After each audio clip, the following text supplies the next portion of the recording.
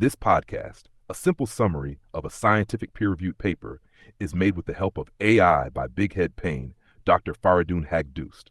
Today's episode covers the paper, CGRP Blockade and Cluster Headache, Another Step Forward by Elizabeth Leroux, published in the Lancet Neurology in May 2025.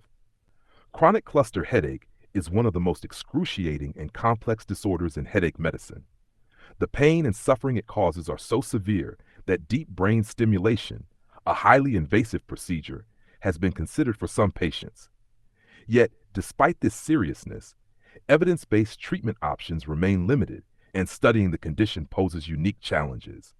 The episodic form is unpredictable and cyclic. The chronic form involves multiple subtypes, and the overall prevalence is low. All of this makes designing and conducting research incredibly difficult. Over the past few years, a wave of hope has emerged with the rise of calcitonin gene-related peptide, CGRP targeting therapies. Eptinezumab showed promise in episodic cluster headache, but not in chronic cases. In fact, eptinezumab failed in both episodic and chronic forms. So the question remained, does CGRP blockade help patients with chronic cluster headache at all?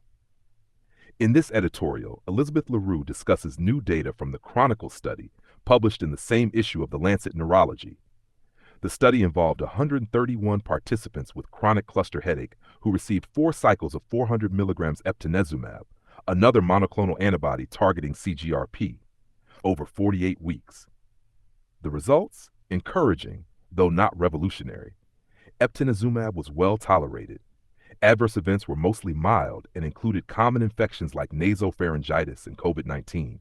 Constipation was seen in about 5% of participants, and 4 people developed hypertension, though this may not have been related to the treatment. As for effectiveness, response rates range from 44% to 56% for a 50% reduction in attack frequency and from 21 to 33% for at least a 75% reduction, sustained over a year. On average, participants had a drop of about 20 to 26 monthly attacks from a baseline of 71. Patient-reported outcomes, such as how they felt about their improvement and how their work and daily activities were affected, also showed gains.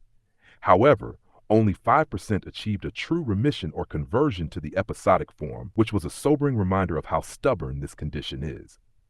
So, what does this mean for the field? This trial adds important data, especially in an area where placebo-controlled trials are rare and difficult. But it also raises questions.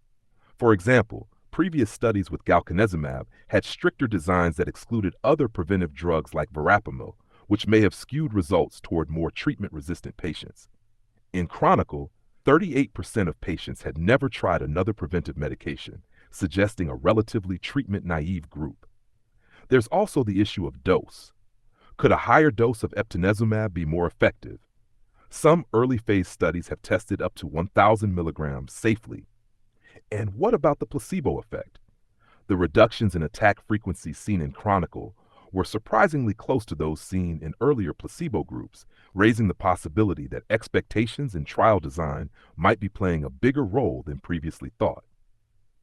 Even so, this study offers cautious optimism. It doesn't replace a placebo-controlled trial, but it shows that CGRP blockade in chronic cluster headache might be more helpful than once believed. At the very least, it shows that international collaboration in rare headache disorders is possible and essential.